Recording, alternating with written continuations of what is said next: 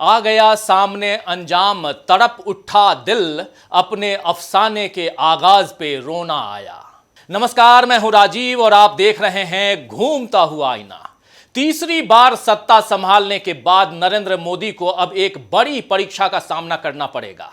पिछले 2 कार्यकाल तो मोदी सरकार ने पूर्ण बहुमत के सहारे बड़े आराम से मनमौजी करते हुए बिता दिए, लेकिन इस तीसरे कार्यकाल में बीजेपी के पास न पूरा बहुमत है और न ही एनडीए के साथियों का पूरी तरह भरोसा उसे हासिल है। इसके अलावा इस बार मोदी को सदन में यानी कि संसद में एक बेहद मजबूत विपक्ष का भी सामना करना पड़ेगा।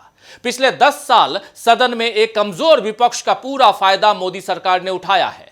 आपने देखा कि कैसे मनमाने कानून पारित किए गए, जब तब विपक्ष के सदस्यों के माइक बंद कर दिए गए या जरा से विरोध पर उन्हें निलंबित कर दिया गया। लेकिन इस बार ऐसा कुछ नहीं होगा, बल्कि अब मोदी को विपक्ष के उठाए सवालों का सामना करना ही पड़ेगा। मोदी को यह भी देखना होगा कि सत्ता की इस अग्नि परीक्षा में कौन उनके साथ खड़ा होता है और कौन उनके साथ खड़ा नहीं होगा। आप जानते हैं कि इस बार लोकसभा चुनावों के परिणाम न केवल संसद के भीतर समीकरण बदल दिए, बल्कि पार्टियों और गठबंधनों के भीतर भी रिश्तों में काफी उलटफेर आ चुके हैं। दोस्तों, आपको याद होगा कि अपने एक चुनावी भाषण में नरेंद्र मोदी ने भविष्यवाणी की थी कि 4 जून के बाद इंडिया गठबंधन बिखर जाएगा खटाखट खटाखट।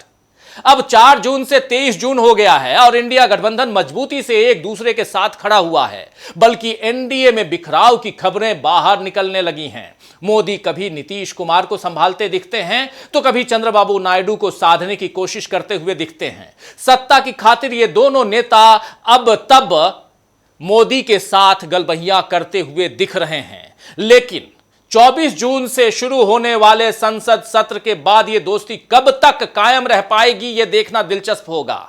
आप जानते हैं कि इस विशेष सत्र में मोदी को एक साथ कई चुनौतियों का सामना करना पड़ेगा।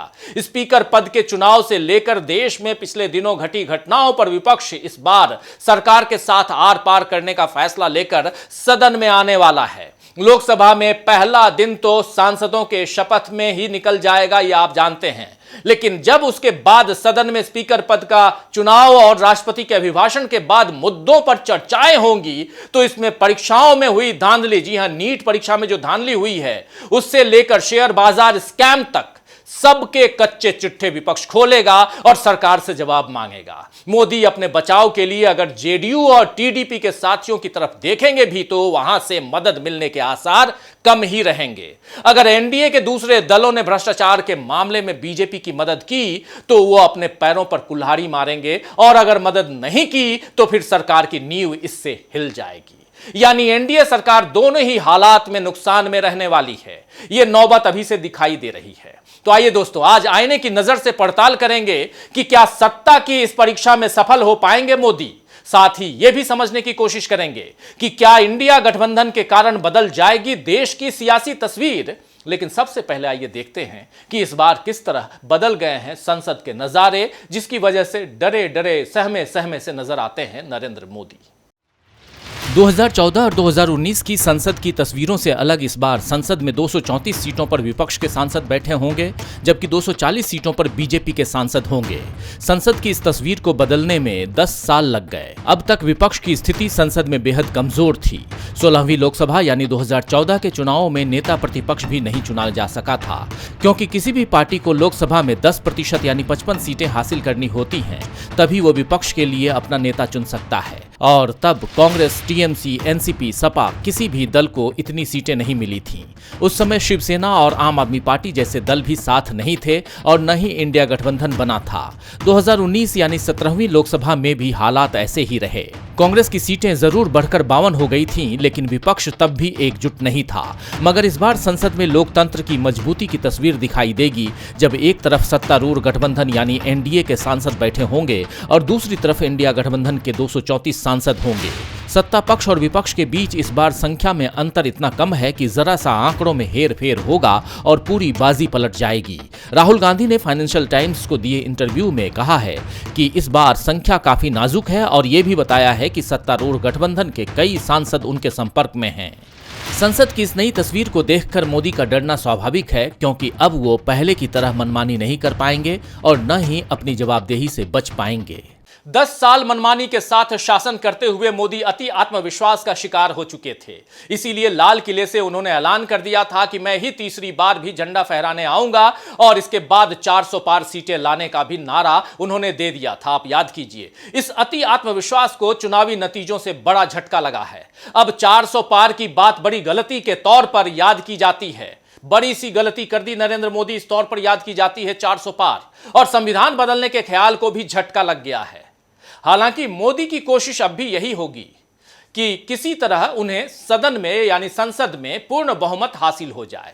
इसके दो ही तरीके हैं, या तो जिन दलों का साथ अभी उन्हें मिला है उन दलों के सांसद टूटकर बीजेपी में शामिल हो जाएं। इससे एनडीए तो टूटेगा लेकिन बीजेपी को बहुमत मिल जाएगा। और दूसरा तरीका यह है कि देश में मध्यावधि चुनाव हो जाएं, जिसमें सरकारी मशीनरी को दबाव में लेकर किसी तरह बहुमत हासिल करने लायक सीटें मिल जाएं। सत्ता में बने रहने और अपना दबदबा कायम करने के लिए बीजेपी क्या ऐसी कोई चाल चलेगी, यह तो दोस्तों कहा नहीं जा सकता इस वक्त। लेकिन इतना जरूर तय है कि एनडीए के दूसरे दल इन्हीं कारणों से बीजेपी पर पूरा भरोसा इस वक्त नहीं कर पा रहे हैं। इस लोकसभा में स्पीकर के नाम पर अब तक कोई सहमति न बन पाना इसका सबसे बड़ा सबूत है। 24 जून से शुरू होने वाले संसद सत्र का सबसे अहम पहलू सदन में स्पीकर का चुनाव है। इस पद पर अमूमन आपसी सहमति से ही नाम तय हो जाता है, लेकिन इस बार अब तक आम सहमति बनने के लक्षण नहीं दिख रहे हैं। बीजेपी की तरफ से राजनाथ सिंह ने इस बार कमान संभाली हुई है और वो लगातार बैठकें करके सबको सहमत करने की कोशिश कर रहे हैं, लेकिन उन्हें कोई सफलता अब तक नहीं मिली है। अगर सत्ता पक्ष और विपक्ष में सहमति नहीं बनी तो लोकसभा अध्यक्ष की नियुक्ति के लिए 26 जून को चुनाव होगा। नीतीश कुमार की जेडीयू और चंद्रबाबू नायडू की टीडीपी इस पद पर नजरें गड़ाए हुए हैं। हालांकि जेडीयू बीजेपी के साथ दिखाई दे रही है, लेकिन टीडीपी की तरफ से कोई अधिकृत बयान नहीं आया है। भाजपा की पहली कोशिश है कि ओम बिरला को ही फिर से अध्यक्ष बनवा दिया जाए। दूसरी तरफ उसने आंध्र प्रदेश की भाजपा अध्यक्ष और सांसद डी पुरंदेश्वरी का नाम भी तैयार रखा है। डी पुरंदेश्वरी चंद्रबाबू नायडू की पत्नी की बहन हैं, तो बीजेपी उन्हें इस तरह अपने साथ सहमत होने के लिए तैयार करने की कोशिश में है। बहरहाल बीजेपी अपने मकसद में कामयाब होती है या नहीं, ये तो पता चल ही जाएगा। लेकिन लोकसभा की परंपरा है कि जब तक कोई नया अध्यक्ष नहीं चुना जाता है, तब तक सबसे वरिष्ठ लोकसभा सांसद को अस्थायी अध्यक्ष यानी प्रोटेम स्पीकर चुना जाता है। बीजेपी ने यहां मनमानी दिखाते हुए अपने सांसद भर्तृहरि महताब को प्रोटेम स्पीकर नियुक्त कर दिया है, जो 7 बार लोकसभा चुनाव जीत चुके हैं। लेकिन वरिष्ठता के पैमाने के मुताबिक कांग्रेस के सुरेश को प्रोटेम स्पीकर बनाया जाना चाहिए था, जो 8 बार जीतकर लोकसभा में आ चुके हैं। तो प्रोटेम स्पीकर पर बीजेपी की मनमानी का कड़ा विरोध कांग्रेस ने किया है और आरोप लगाया है कि के सुरेश को दलित होने की वजह से इस पद से वंचित रखा गया। कांग्रेस सांसद जयराम रमेश ने इसे बीजेपी का बुलडोजर फैसला बताया है। जी हां, बुलडोजर फैसला। अभी सत्र शुरू हुआ नहीं और सरकार के साथ टकराव की स्थिति बन गई है। वैसे स्पीकर पद के अलावा कई और मुद्दे हैं जिन पर इस वक्त और इस बार विपक्ष सरकार के साथ आर पार की लड़ाई लड़ने के मूड में है। संसद का नया सत्र शुरू होने से पहले ही इस बार विपक्ष पूरे जोश में नजर आ रहा है। विपक्षी दलों ने इस बार के संसद में कई मुद्दों पर सरकार को घेरने की तैयारी की है, जिनमें शेयर मार्केट घोटाला, नीट परीक्षा में धांधली, अग्निवीर और नई न्याय संहिता जैसे मुद्दों पर काफी हंगामा मच सकता है। आप जानते हैं कि एग्जिट पोल के दौरान शेयर मार्केट काफी चढ़ गया था, क्योंकि नरेंद्र मोदी और अमित शाह ने ही लोगों को निवेश करने की सलाह दी थी। लेकिन नतीजे आने पर शेयर मार्केट में तगड़ा झटका लगा था, जिससे छोटे निवेशक तबाह हो गए। राहुल गांधी ने इसे बड़ा घोटाला बताते हुए मोदी और शाह पर आरोप लगाए थे और इस पर जेपीसी की मांग की थी। इसी तरह नीट और उसके बाद यूजीसी नेट की परीक्षा में हुई धांधली का मुद्दा भी अभी गर्म है।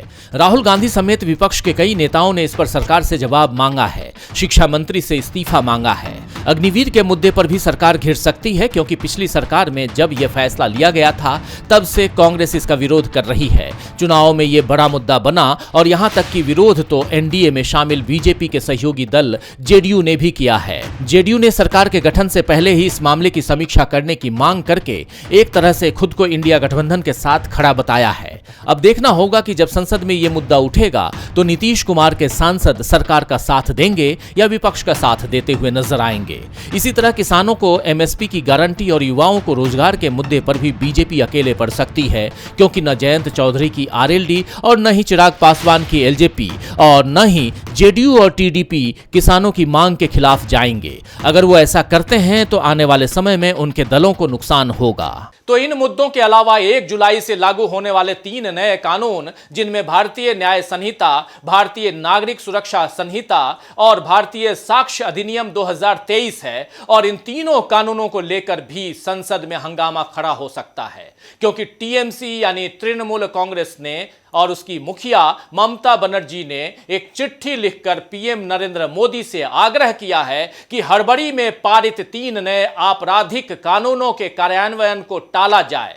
ममता बनर्जी ने यह भी लिखा है कि इन कानूनों की नए सिरे से समीक्षा की जाए। उन्होंने ध्यान दिलाया है कि आपकी पिछली सरकार ने इन 3 महत्वपूर्ण विधेयकों को एक तरफा और बिना किसी बहस के पारित कर दिया था। उस दिन लोकसभा के लगभग 100 सदस्यों को निलंबित कर दिया गया था और दोनों सदनों के कुल 146 सांसदों को संसद से बाहर निकाल दिया गया था। अब समीक्षा होनी चाहिए। इतना ही नहीं, ममता बनर्जी ने इस मसले पर कांग्रेस नेता पी चिदंबरम से मुलाकात भी की है, और जो इन विधेयकों की जांच करने वाली संसद की स्थायी समिति का हिस्सा थे, और तब उन्होंने इस पर अपनी असहमति दिखाई थी। मोदी सरकार ने अपनी मनमानी तो तब चला ली थी, लेकिन सियासी हलचलें बता रही हैं दोस्तों कि मोदी की मन की बात अब पहले 2 कार्यकाल की तरह न संसद में सुनी जाएगी और न ही सड़क पर सुनी जाएगी। अगर मोदी फिर भी अपनी मर्जी के मुताबिक सरकार चलाते रहे तो शायद संसद की तस्वीर थोड़ी और बदल जाए, और मुमकिन है कि बीजेपी विपक्ष में नजर आए और इंडिया गठबंधन सत्ता में नजर आए। खैर, संसद की तस्वीर में सत्ता और विपक्ष की तस्वीर बदले या न बदले, लेकिन चुनावी नतीजों के दबाव में अब मोदी सरकार के रवैये में बदलाव हो ही जाएगा, ये तय मानिए, और ये लोकतंत्र के लिए एक अच्छा संकेत रहेगा। खैर, शायर आनिस मोइन ने ठीक ही फरमाया है कि उम्मीदें सहर भी तो विरासत में है शामिल, उम्मीदें सहर भी तो विरासत में है शामिल, शायद कि दिया अब के जलाएगा कोई और। तो आज के लिए बस इतना ही, फिर मिलेंगे खबरों के नए आईने के साथ। तब तक देखते रहिए डीबी लाइव। नमस्कार।